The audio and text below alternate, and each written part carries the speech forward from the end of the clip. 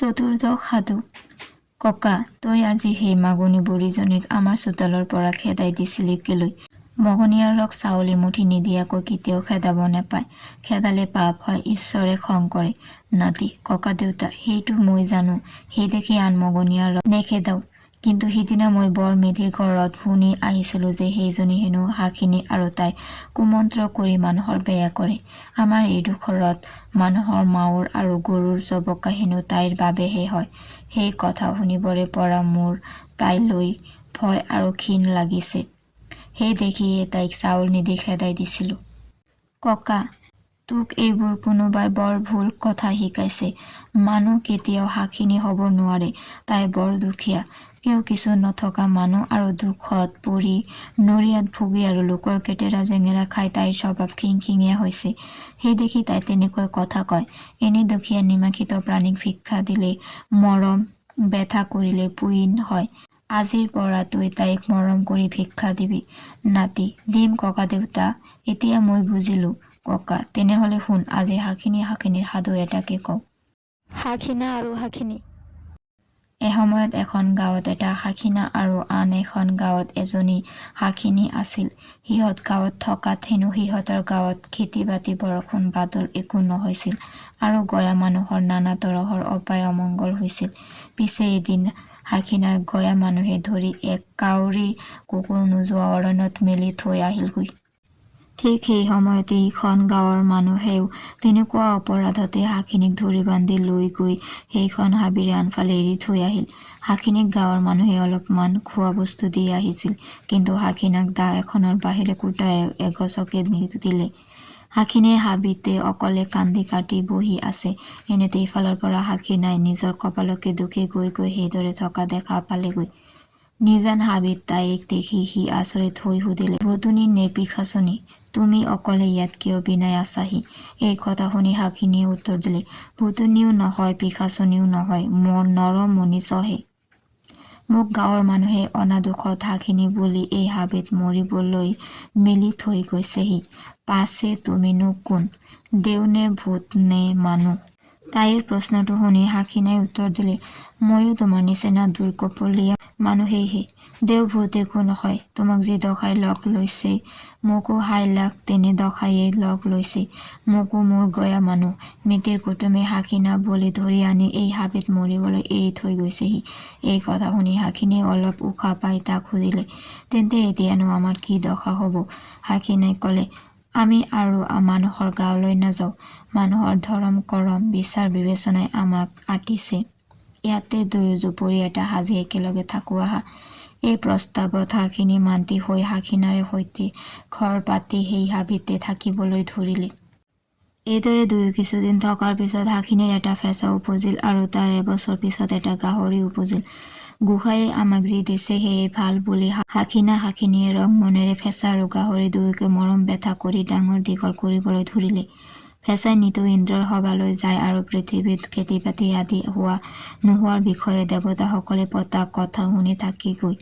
এদিন ফেঁচাই দেৱতাসকলৰ মুখত সেই বছৰ দ মাটিত খুব ধান হ'ব বুলি কোৱা কথা শুনি ঘৰলৈ আহি বাপেকক ক'লে, পিতাই, আজি দেৱতাসকলে কোৱা মেলা কৰিছিল বোলে এইবাৰ দ মাটিত শইচ উপজি পৰিব। এতেকে আমাৰ এইবাৰ সৰহকৈ দ মাটিত খেতি কৰিব লাগে। ফেঁচাৰ কথা শুনি বাপেকে মাত লগালে, আমাৰ হাল নাই, গৰু নাই, কেনেকৈ কিমান খেতি কৰিবি বোপাই? এই কথা শুনি শাখিনাৰ সৰুটো পুতেক গাহৰিয়ে বাপেকক ক'লে, কিয় নোৱাৰিম পিতাই, মই আছো যেতিয়া, তুমি চিন্তা নকৰিবা। তুমি আজি কেইথোকামান কল আৰু কিছুমান আলু, কচু, হেলুক আদি যি পোৱা আনি পথাৰলৈ লৈ গৈ তাত দুহাত তিনিহাত আঁতৰকৈ এটা এটাকৈ পুতি থোৱাগৈ। মই মোৰ জ্ঞাতিবিলাকক হাবিৰ পৰা মাতি আনি সেইবোৰ খানি খুচৰি খাবলৈ দেখুৱাই দিম। তেওঁলোকে সেইবোৰ খুচৰি খাওঁতেই আমাৰ মাটি চহ হৈ যাব। তেতিয়া তুমি অনায়াসে তাত ধান ৰুব পাৰিবা। গাহৰি পুতেকৰ কথা মতে বাপেকে কিছুমান আলু, কচু, কল, হেলুক আনি কুৰি পোৰামান মাটিত পুতি থলে। নিশা গাহৰিয়ে গৈ তাৰ জ্ঞাতিবিলাকক মাতি আনি সেইবোৰ খানি খুচৰি খাবলৈ লগাই দিলে। লাখ কোটি গাহৰিৰ মাজত কুৰি পোৰা মাটিনো কি? চাওঁতে চাওঁতে গোটেইখন চহ হৈ ধূলিয়ৰি হৈ পৰিল। ইয়াৰ পিছত সেই মাটিত গাহৰি বাপেকে ধান ৰুই দিলে। ধান উভৈ নদী হৈ গ'ল, কিন্তু দেৱতাসকলে হাসিনা হাসিনীৰ পৰা পূজা পাতল খাবলৈ নাপাই সিহঁতক দেখিব নোৱাৰা হৈছিল। সেই দেখি তেওঁলোকৰ হিংসা লাগি সেইবোৰ নষ্ট কৰিবলৈ ফিকিৰ পাতি এপাল কাকতি ফৰিং পঠিয়াবলৈ থিৰ কৰিলে। ফেঁচাই এই কথা শুনি বাপেকক কৈ দিলেহি, পিতাই আমাৰ খেতি নষ্ট কৰিবৰ মনেৰে দেৱতাসকলে লাখ কোটি ফৰিং পঠিয়াবলৈ থিৰ কৰিছে। বাপেকে সুধিলে, পাছে ইয়াৰনো উপায় কি হ'ব? ফেঁচাই ক'লে, উপায় আছে।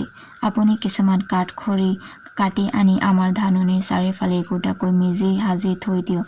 যেতিয়াই ফৰিংবোৰ ধানত পৰিবলৈ আহিব, তেতিয়াই আপুনি সেই মেজিবোৰত জুই লগাই দিব আৰু ফৰিংবোৰে জুই দেখি লৰি গৈ তাত জঁপিয়াই পৰি মৰি যাব। ফেঁচাই কোৱা মতে বাপেকে কৰি ফৰিঙৰ হাতৰ পৰা ধানবোৰ ৰক্ষা কৰিলে, আৰু হাসিনাৰ বুদ্ধি দেখি দেৱতাসকলৰ মুখ কলা পৰিল। দেৱতাসকল ভোটা হৈ তেওঁলোকৰ খং উঠিল। তেওঁলোকে হাও দিলে যে হাসিনা হাসিনীৰ ধানৰ ডাঙৰিটোৱে প্ৰতি ভগাদুনৰ এদোণ মাথোন ধান সৰিব। ফেঁচাই দেৱতাসকলৰ হাওপাতটো শুনি সেই কথা বাপেকৰ আগত কৈ দিলেহি। বাপেকে কথাটো শুনি আমন জিমনকৈ বহি থকা দেখি ফেঁচাই মাত লগালে, পিতাই তুমি বেজাৰ নকৰিবা, ইয়াৰ উপায় আছে, মই কওঁ শুনা। তুমি ধান আনিবৰ সময়ত ডাঙৰ ডাঙৰকৈ নাবান্ধি মাথোন ভাৰখনত এফালে এটা মুঠি সিফালে এটা মুঠি ডাঙৰি বান্ধি দিবা। দেৱতাসকলৰ কথা অথলে নাযায়। আমি মুঠিটোতেই বগাদুনৰ এদোণ এদোণ ধান পাম। বাপেকে ফেঁচাৰ কথা শলাগি থাকি সময় ধান দাই ফেঁচাই কোৱা মতে কৰি আটাইখিনি ধান চপালে। ধান মাৰিবৰ সময়ত বাপেকে ফেঁচাৰ বুদ্ধিমতে এটা মুঠি মাৰি তাৰ পৰা ধানখিনিৰ তলত এটা ডুলি পাতি থৈ তলি ফুটা বগাদুন এটাৰে সেই ধানবোৰ জোখে। ডুলিটো নভৰে মানে দোণটো নভৰে। ইপিনে দেৱতাৰ বায়েক আছে, মুঠিটোৱে প্ৰতি বগাদুনেৰে এদোণ ধান হ'ব লাগে, নহ'লে তেওঁলোকৰ বায়েক অথলে যায়। সেই দেখি প্ৰতি মুঠিটোতে এডুলি ধান হ'বলৈ ধৰিলে। হাসিনাৰ এনে চক্ৰান্ত দেখি দেৱতাসকল খঙত একো নাই হ'ল। তেওঁলোকে একো উপায় নাপাই হাসিনা হাসিনীক মাৰিবৰ মনেৰে আলচ পাতি যমৰজাক ক'লেগৈ। যমৰজাই বোলে, এনেটো নো অন্যায় কথা দেৱতাসকলে তেওঁক কৰিবলৈ ক'ব যায় নে? সিহঁতৰ আয়ুস থকাত মই সিহঁতক মাৰিম কেনেকৈ? দেৱতাবিলাকে আকুৰ গজালিকৈ লাগি যমক আমনি কৰি থকা দেখি অন্তত যমে ক'লে, বাৰু মই আজি ৰাতি ঘোঁৰা এটা হৈ হাসিনীৰ ধানবোৰ খাই পেলামগৈ। দেৱতাসকলে যমৰ কথা শুনি ভাল তাকে কৰক বুলি সন্তোষ প্ৰকাশ কৰি গুচি গ'ল। ফেঁচাই এই কথা শুনি বেগাই উৰি আহি বাপেকক ক'লেহি, পিতাই আজি যমৰজাই ঘোঁৰাৰ ৰূপ ধৰি আহি আমাৰ ধানবোৰ খাই পেলাব খুজিছে। আপুনি ভঁৰালৰ দুৱাৰখন মেলি থব আৰু লেকাম এডালেৰে সৈতে চেকুনি এডাল লৈ মনে মনে দুৱাৰ চুকত লুকাই থাকিব। যমে ঘোঁৰা হৈ যেতিয়াই ধান খাবলৈ লাগিব, তেতিয়াই আপুনি ঘপ কৰে ওলাই তাৰ মুখত লেকামডাল লগাই জাপ মাৰি তাৰ পিঠিত উঠি ঢাপলি মেলিব। ৰাতি হাসিনাই ফেঁচাৰ কথামতে হাতত এছাৰি এডাল আৰু লেকাম এডাল লৈ ভঁৰালৰ দুৱাৰখন মেলি থৈ দুৱাৰ চুকতে লুকাই আছিল। জোনাক নিশা যমৰজাই বগা ঘোঁৰা এটা হৈ ভঁৰালত সোমাই ধানবোৰ চপ কৰে খাবলৈ ধৰিলে। ইপিনে যমে তৰ্কিব নোৱাৰাকৈয়ে হাসিনাই চল চাই লেকামডাল ঘোঁৰাটোৰ মুখত খুৱাই লৈ গিৰিহঁতৰে পিঠিত উঠি কোবাই দি তাক চেকুৰাবলৈ ধৰিলে। চেকুৰাই হাসিনাই যমৰ তৰ্ধনি এৰুৱালে। শেহত ঘোঁৰাই তৰণি নাপাই হাসিনাক ক'লে, হাসিনা মই ঘোঁৰা নহওঁ, যম ৰজাহে। তুমি কি বৰ লাগি লোৱা, লৈ মোক এৰি দিয়া। যমে বৰ দিবলৈ হৈত খালতে হাসিনা যমৰ পিঠিৰ পৰা নামিল। তেতিয়া যম ৰজাই নিজ মূৰ্তি ধৰি তাক বৰ দিলে, তই দীৰ্ঘায়ু হবি, বৰ চহকী হবি আৰু সুখে সন্তোষে বহুত বছৰ জীয়াই থাকিবি। আৰু তোক আৰু তোৰ ঘৈণীয়েৰক তহঁতৰ গাঁৱৰ যিবোৰ মানুহে হাসিনা হাসিনী বুলি এই হাবিত মেলি থৈ গৈছিল, সিহঁতে তোৰ ঘৰত গোলামী কৰিব। ইয়াৰ পিছত হাসিনা হাসিনীয়ে পুতেক ফেঁচা আৰু গাহৰিৰে সৈতে সুখেৰে 100 বছৰ ধনী বৰ মানুহ হৈ খাই লৈ আছিল, আৰু সিহঁতক দুখ দিয়া আগৰ গাঁৱৰ মানুহবোৰক সিহঁতে গোলামৰ দৰে বাইছিল।